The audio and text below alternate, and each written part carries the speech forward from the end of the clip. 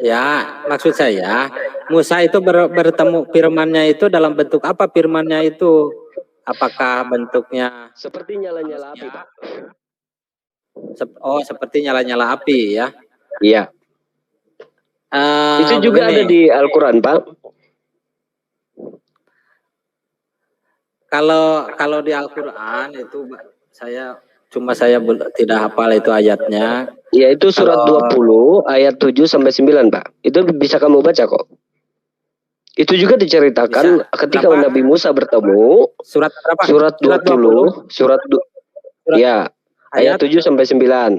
Ayat 7 9. 7 9. Ya. Ya, di situ juga Musa bertemu dalam bentuk nyala-nyala api, Pak. Kemudian di surat 27 ayat 9, Allah ini berfirman kepada Musa. Tapi Musa tidak bertemu dengan Tuhan di ayat itu, tapi Musa mendengar suara Tuhan. Gitu loh. Karena apa? Karena Allah berfirman kepada Musa, dia menyatakan namanya akulah aku, gitu loh. Oh, ini. Iya. Ini bukan berarti Tuhan menjadi api, berwujud api, tidak. Iya, tadi kan saya sudah menyatakan menjelaskan bahwa Tuhan yang ada di Alkitab itu mempunyai 3 pribadi, ya kan? Saya kan udah tadi menjelaskan. Nah, perlu kamu ketahui di ayat ini, Pak, di sini dikatakan dialah Allah, bukan akulah Allah. Bukan akulah Allah Muhammad, bukan, tapi dialah Allah. Dialah Allah, itu Allah yang dikenal Musa, gitu loh. Itu pribadi Allah yang kedua, Pak. Di mana ada yang kedua? Tidak ada kok. Enggak, di sini Kak. Begini, kamu harus pahami ayat ini. Sebentar Pak Oyong. Di ayat ini berbicara soal pertemuan Nabi Musa dengan Allah. Bukan pertemuan dengan Muhammad. Nah, ketika Allah menceritakan pertemuan antara Tuhan dengan Musa, ternyata Tuhan yang dikenal Musa itulah yang benar. Kenapa? Karena Allah mau mengatakan bahwa dialah Allah. Ya kan? Lo coba dibaca, Pak, ayatnya, Pak. Dan di seluruh Al-Qur'anmu juga, tidak ada pernyataan Allah itu adalah Tuhan para nabi. Aku Allah Abraham, Allah Ishak, Allah Yakub. Gak ada. Gak ada pernyataannya, Pak. Nah, karena itu antara Allah yang di Alkitab dan Al-Quran itu sangat berbeda. Bahkan Allah yang ada di Al-Quran dan Allah yang dikenal Muhammad ini pun berbeda. Kalau kita menelitihi membaca Al-Quran itu sendiri. Karena begini ya, saya jelasin. Menurut Al-Quran, nabi-nabi yang terdahulu ini menerima firman-Nya langsung dari Tuhan. Kita bisa baca di dalam surat Al-Baqarah ayat 253. Sebentar, Pak. Nah, ini perbedaan yang pertama. Sedangkan Allah yang dikenal Muhammad ini tidak pernah berbicara atau menyampaikan firman. Kita bisa baca di surat 42 ayat 51. Di situ sangat jelas dikatakan bahwa Allah yang dikenal Muhammad ini tidak pernah berbicara. Hanya saja Allah mengutus Jibril. Karena itulah Al-Quran itu, ya, saya nggak percaya itu firman Tuhan. Tapi saya percaya Al-Quran itu firmannya Jibril. Sesuai dengan surat 69 ayat 40. Di situ sangat jelas dikatakan bahwa Al-Quran itu benar-benar wahyu dari yang mulia. Gitu. Dari mana? Dari Jibril. Kenapa? Karena Allah sendiri tidak bisa berbicara. Karena itu saya katakan bahwa Al-Quran itu bukan berasal dari Tuhan, tetapi berasal dari Jibril. Karena itulah Jibril itu mau menantang semua manusia. Di surat Al-Baqarah ayat 23. Allah mau menantang kepada manusia agar manusia membuat semisal dengan Al-Quran. Nah, karena itu manusia tidak ada. Jadi tidak jangan kepanjangan, tidak tersimak dengan baik ya. Oke, silakan ditanggapi, Pak. Ada yang mau ditanggapi, silakan, Pak. Seperti khotbah saja kalau kepanjangan.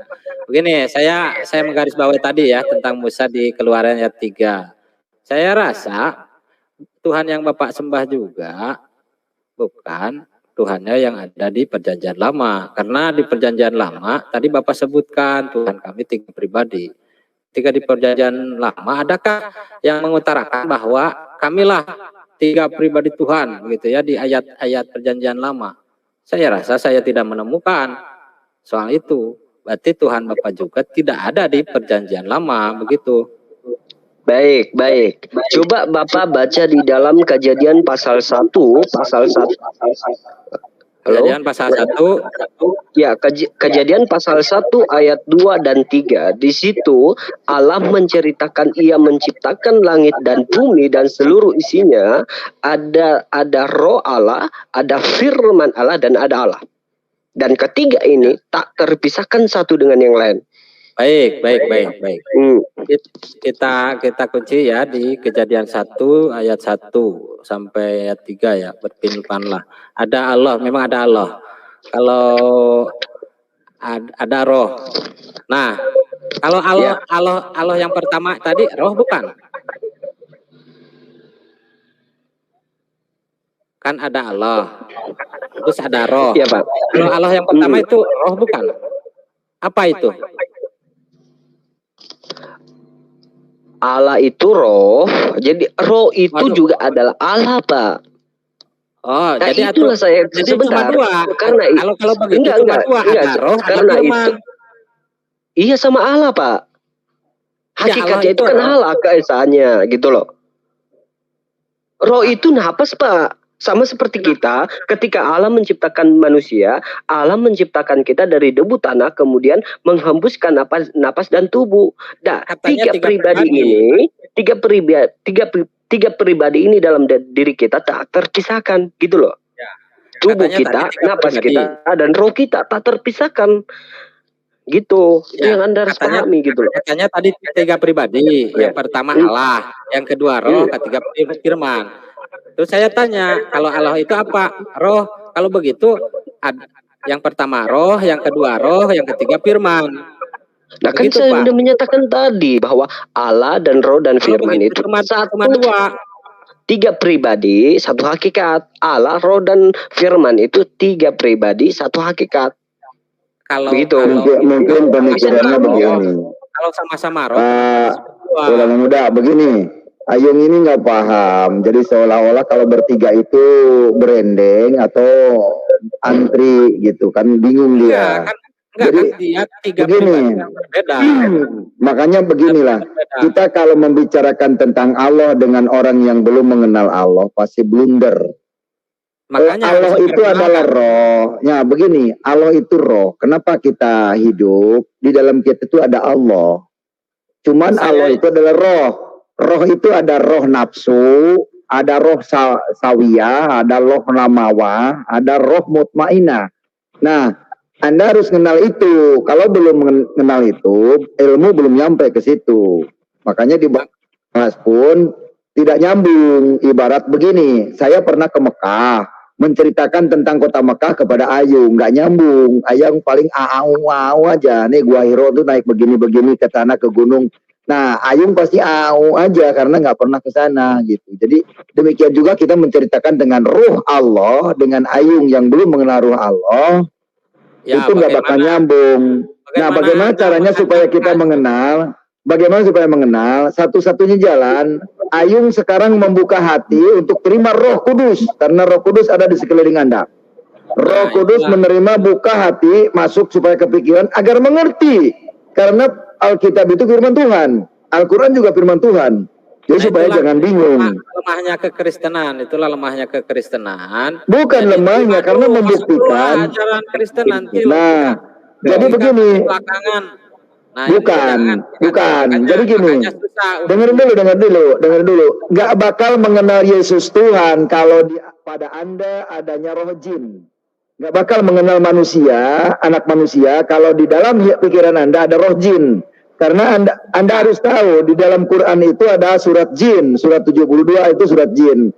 Jangan-jangan ilmu jin yang dipakai oleh Anda, maka menolak terus.